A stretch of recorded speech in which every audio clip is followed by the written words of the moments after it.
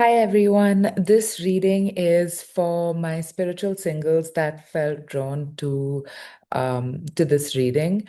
And the first card that's jumped out is the Magician with the Six of Pentacles as back of deck energy. And straight away, what this is telling me is that firstly, your manifestations are not too unrealistic or improbable to happen. I actually think it's very likely to happen, but before it could enter, there was this rebalancing that happened or that is happening, where you're learning to receive as much as you give. And you also are demanding that your partner sees you and offers, if not the same amount, the same intention or the same commitment that you have when you show up in relationships. It's more a question of responsibility and capacity as opposed to amount of effort.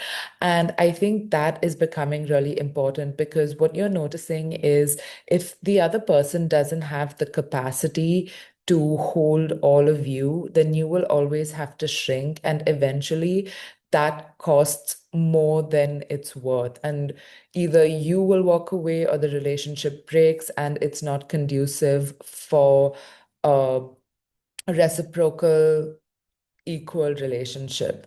And in this reprogramming that you're doing, you are actually creating space and the environment for your manifestation to come up. I mean, to come in for you.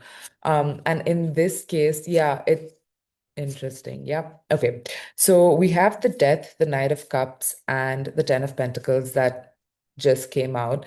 And this is showing me that you might have gone through a heartbreak or a rupture or some sort of pain and ending that felt really soul deep almost.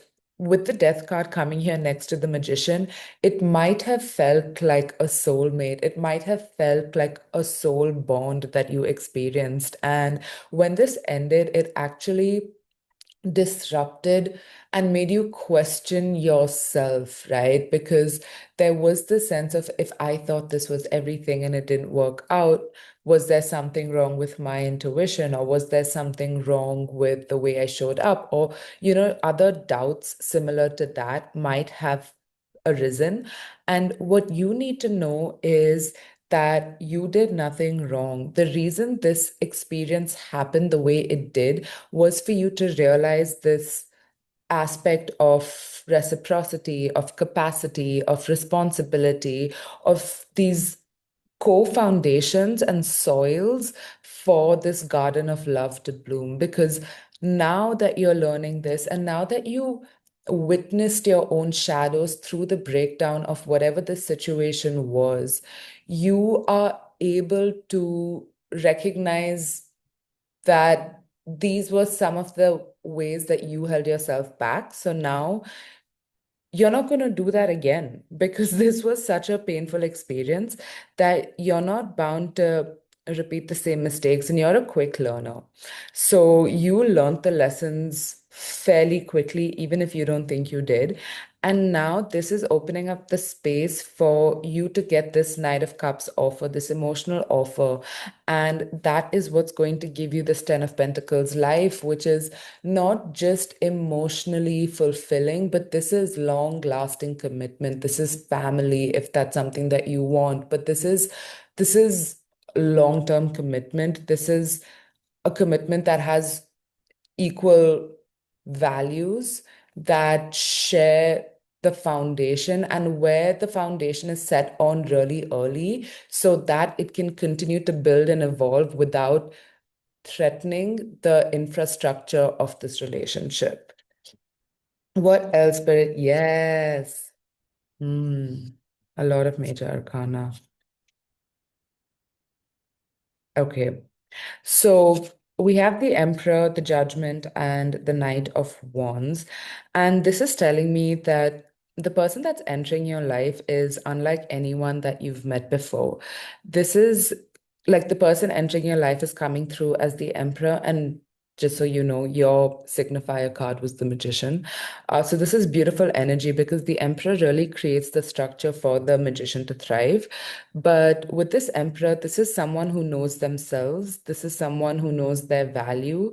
This is someone who has influence on others, but the sense that I'm getting is that they know that they have this, they know that they have this power, but because they know because they know this about themselves, there's a quiet sort of confidence that accompanies that. And they don't really need to prove themselves. They don't need to be loud. They don't need to be the center of attention. They just command attention because that's just who they are. And they've been through a lot as well. With the judgment card coming here next to the emperor, I feel like they've gone through a lot of struggle. They've had a lot of shedding, transmuting, just really going through a tough spell to find themselves. But once they found themselves, they're just so certain that they're not going to give up their values. They are very anchored in their integrity. So that's the kind of energy that I'm getting with the Emperor next to the Judgment card. And there's also this sense that when you meet this person, it's a very different version of them because if you had met them, say, 5, 10 years ago, you wouldn't have recognized them and they wouldn't have recognized you. It feels like a 180. And with the Knight of Wands coming after, this might be a person that, played the field or just couldn't commit or didn't care for deep relationships. I think they were more into the fun lifestyle. And they never really thought to see if commitment was something that they even wanted. I think they just quite enjoyed their life and they enjoyed their freedom. And now it seems like they have grown into their maturity and they have grown into valuing partnership and companionship, but not in a way where they would extract from the partner. Because even if this person didn't just play the field and they did have relationships, it feels like they weren't really present or they weren't really offering much. It was more that they were takers, but now they have evolved to a point where they actually want to be givers and they realized how they probably weren't the best partner before. And I think this is actually really beautiful coming through because it shows a person who is capable of growth. It shows a person who is capable of reflection. And it shows a person who is capable of evolving. And I think if we're looking for a long-term partner here with the Ten of Pentacles, then that is something that actually shows character of being able to evolve and grow and always better themselves, look at their shadows and change something as opposed to just passively making excuses or denying or avoiding or anything like that. And I feel like this person really loves their work. They might be a creative or they might have a very creative way of doing um, their job. So that's also um, that's also something there. They might either be in a high position in their company, but for a lot of people, I think they're actually entrepreneurs and business owners, and that's how they have a unique way of doing something that's already established. And it's actually quite refreshing, but because of that, they also have to juggle a lot of work. And because I also feel like they've been single for quite a long time, which is why they could reflect and also evolve into this emperor energy. I think they haven't been in relationships or casual situationships for a while. And they've really like gone head first into their work and, building their business or their career.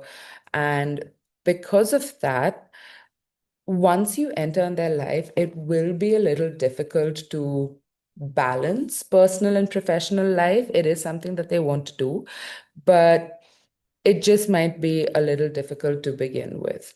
So, with that, what else would you like to share, Spirit, about this connection? Okay, they're going to have a very healing effect on you. And something about the energy feels very abundant and it sort of feels like they're sneaking up on you and you don't expect to meet them, and that's how you eventually do. And it's a time where you've also done a lot of healing, and it's sort of this connection sort of feels really expansive because of that. And then we have the Four of Wands here and the Ten of Pentacles again. So marriage is definitely in the cards for this connection. Um, and yeah, with the Four of Cups as backup deck energy, I also feel like I said, it's just not something that you expect. It sort of comes out of nowhere. And can we get one or two more cards, please, Spirit? Okay, so we have the card of reconciliation coming up.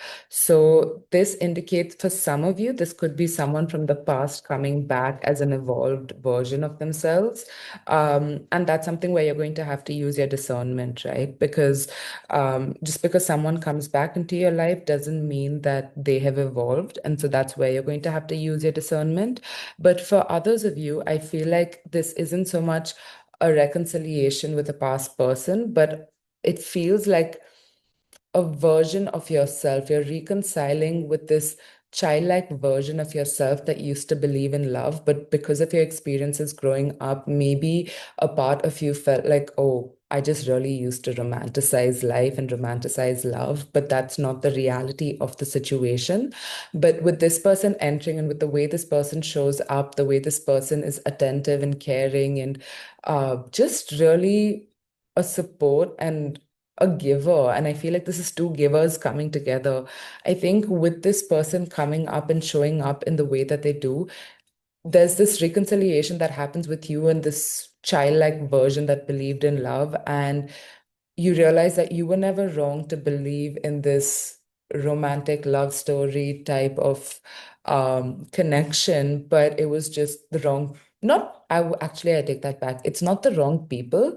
It's just the experiences you had to have to reach a point where you could actually receive this love. So each person that has broken your heart, or you've broken their heart, or that didn't work out, it was all just leading to this point where you could actually receive and be held in relationship the way you give and hold in relationships. We also have heart-to-heart conversations, honestly discuss your feelings with each other. So for for the people that this is where this reconciliation is also talking about a past connection, I think there is a need for a heart-to-heart conversation, and not just of like how you feel for each other and how much this connection has meant to both of you. While all of that is important, I think this heart-to-heart conversation is really asking you to get down to the nitty-gritties. And when you're just coming back and talking, you want to keep it light, but that's actually counterproductive because then you keep pushing away the serious conversations. So if this is a past person coming back into your life, in the first few conversations, get on the same page about what it is that you're both looking for, why it didn't work out the last time, what did you learn about yourselves? And, I think that's a really important question to ask because you have obviously learned a lot about yourself, but to see the other person reflect on what they learned about themselves and how they relate to relationships and love, there you can see the growth of the trajectory and really talk about what is this going to look like actionably, right, in real life, not just in your feelings and your emotions, but what are the concrete steps that you're going to take to overcome the conflict or the reasons you all broke up or ended things the last time.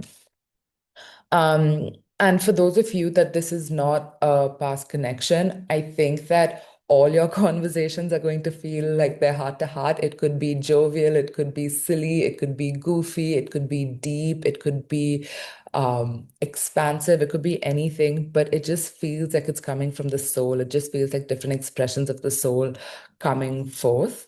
And we have the card, it is safe for you to love. Open your heart to give and receive the highest energy of all.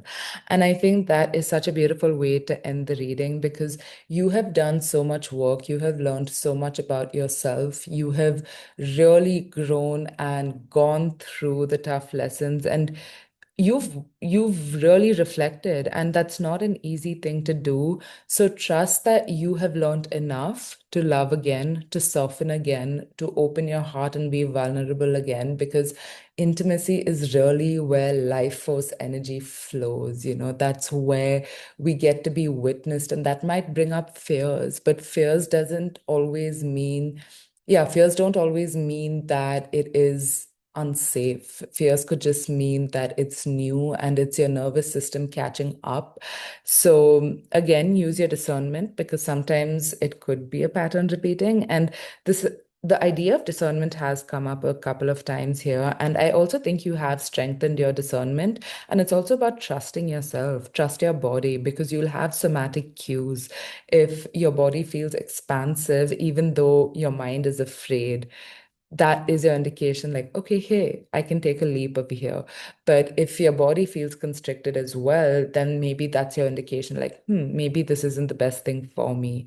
So really start listening to your body, drop down from your mind into your heart, feel what your body feels like, and that will give you all the indication that you've learned your lessons and that it is safe for you to love. So I hope this resonated for you. And if it did, it would mean a lot if you left a like or a comment and let me know how this whole situation plays out. It seems really beautiful, and it feels like all your lessons have paid off. This song, Bless the Broken Road, sort of played in my mind a few minutes ago. So just thought I'd bring that up as well. So yeah, this is where I'm gonna end the reading. I hope you have a lovely day or night whenever you are listening in. And if you want personal readings, the details for that are in the description. And I'll hopefully see you in the next one. Bye.